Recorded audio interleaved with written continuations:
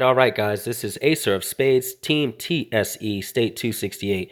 We are number one. Today's video, Doomsday Strategy, Basic Defense Strategy. This is going to be one of my best videos. No fluff, nothing else to do. You guys already know what to do. So let's get right into it. What you will learn today is one of the strongest basic defense formations ever designed for Doomsday.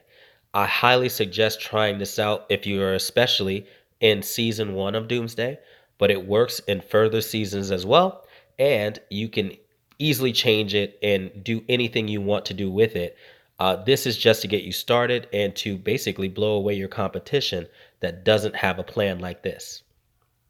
The objective of this strategy is to keep your enemy as far away from your alliance center as humanly possible. The major factor in Doomsday that makes it a great equalizer is the fact that durability is king. If your opponent runs out of durability trying to get to you, then inherently you are going to win. It is that simple. Of course, if they're a little stronger, there are other factors, but understand that this will help you out tremendously. Side note, there are other strategies out there, but this will get you started and it'll get you started strong, as I said.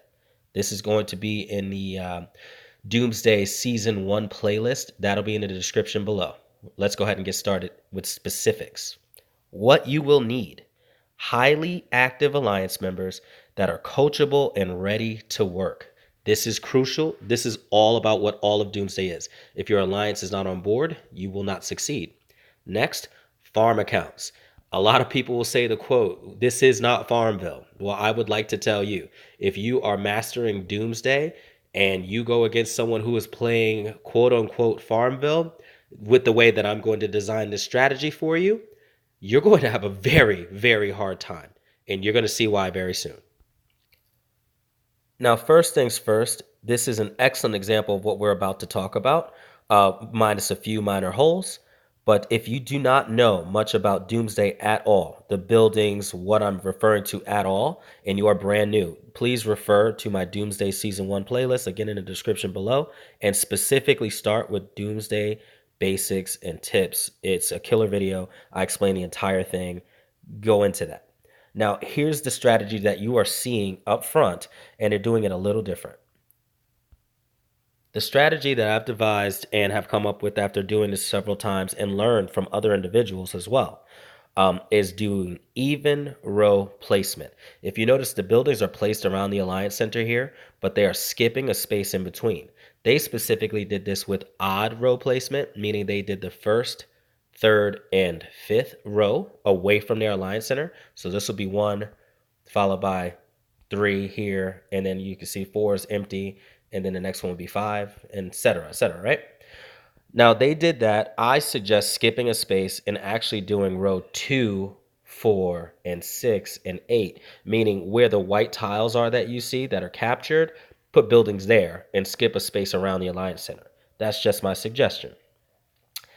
The entire point is skipping a space allows a greater distance from the Alliance Center 1, meaning if you put them all clustered together, the enemy doesn't have to go that far to get to you, whereas if you space them out, they have to go twice as far to actually reach the Alliance Center. That secures your defense a little more. My suggestion, put your strongest buildings towards the inside and your weaker on the outside. And of course, feel free to challenge that and change that any way you want. The common defense uses the guardian buildings because these guardian buildings, which are all important, are the highest of durability. Durability is what is required, or their hit points that are required to destroy them in the first place. So the stronger ones being closer to the Alliance Center gives you more time, if they even get to those buildings, to attempt to stop them and to block them.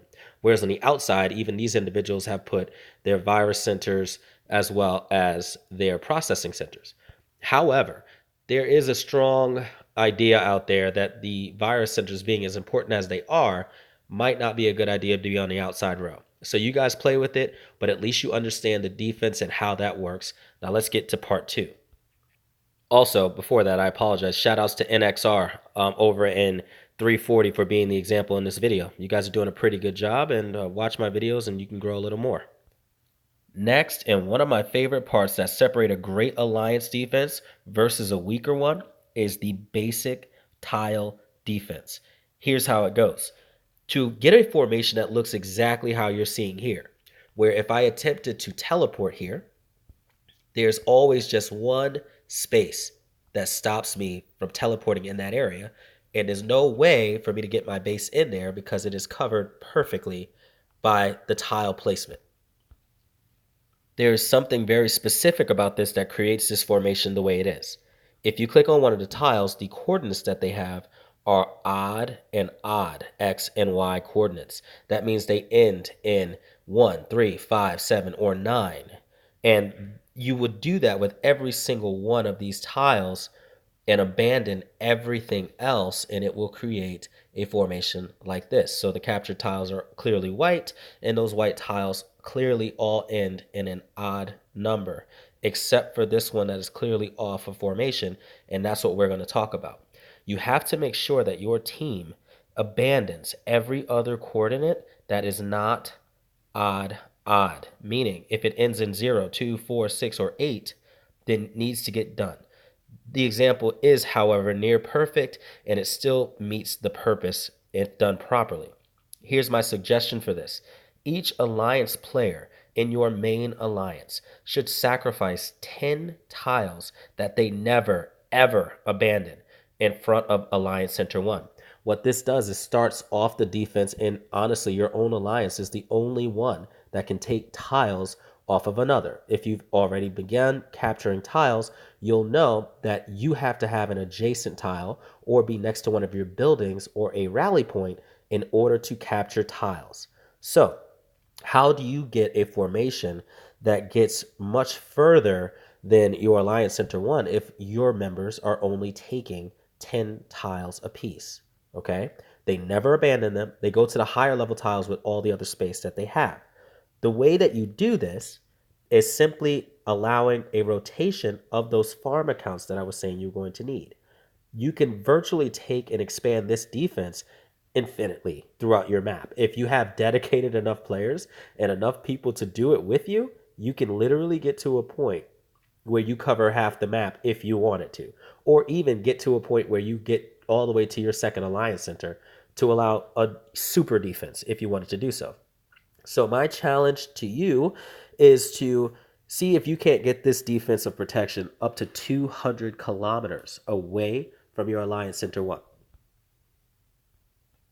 As far as the farm accounts go, what you would do, assuming that you don't have 100 out of 100 inside your alliance, if you do, somebody has to move temporarily.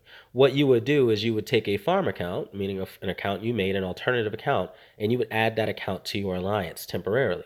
That alliance would simply fill all of its available, sometimes 30, 40, 50 tiles that it can take, and it would use all 50 of those in that example to take only the odd tiles to expand the defense. And then when that one fills up, you simply rotate someone else's farm in, and they continue that process all around your alliance center. Doing so, when they leave, will turn the tiles white. White means that they're neutral, that they're not yours, but they're not an enemy's. Blue typically means that they are yours, and red means they are the enemy's. Purple means that they are someone else's enemy during Doomsday, or they're from another state. So you're going to get used to those colors, and we'll go through that at a different time in a different video. But if you follow these specific instructions, you will have a basic bomb killer defense. And if you have the team that can execute it properly, you'll virtually be unstoppable, at least until everyone else catches on.